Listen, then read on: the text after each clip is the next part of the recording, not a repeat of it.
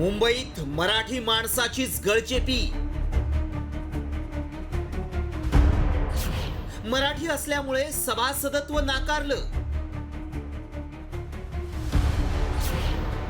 Diamond association विरोधात ठाकरे गट आक्रमक।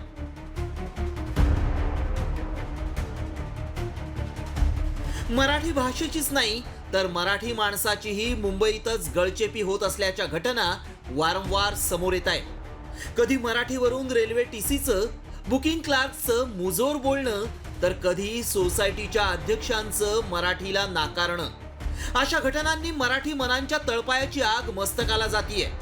आता मुंबईतल्याच डायमंड असोसिएशननं मराठी माणसाला सभासदत्व नाकारलंय।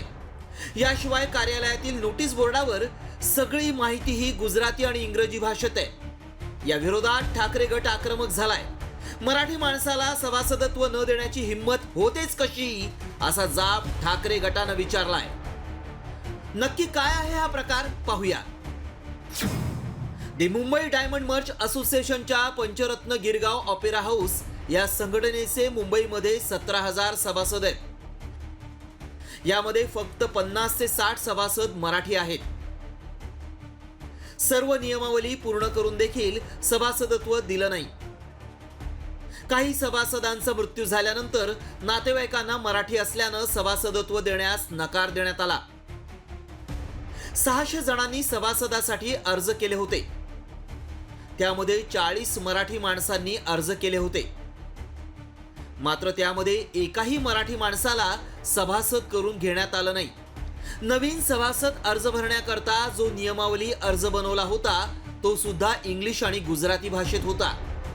त्या ठिकाणी स्पष्टपणे सांगितले की 40च्या 40 मुलांना त्या ठिकाणी सभासदत्व मिळालं पाहिजे।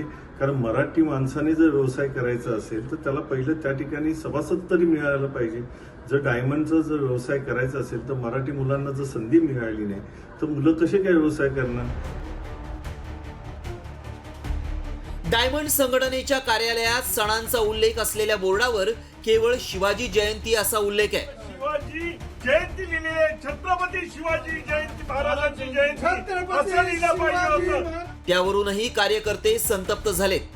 छत्रपती शिवाजी महाराज असा उल्लेख असावा अशी मागणीही कार्यकर्त्यांनी केली आहे। या आंदोलनामुळे डायमंड संघटनेच्या मुजोरीला चाप बसणार का, याकडे सगळ्यांचं लक्ष लागलंय। मुंबई महापालिका निवडणुकीच्या पार्श्वभूमीवर ठाकरे गटानं मराठीचा मुद्दा आक्रमकपणे लावून धरलाय। त्याचा राजकीय फायदा होणार का, हे पाहणंही महत्त्वाचं आहे। ब्युरो रिपोर्ट, साम टीव्ही न्यूज।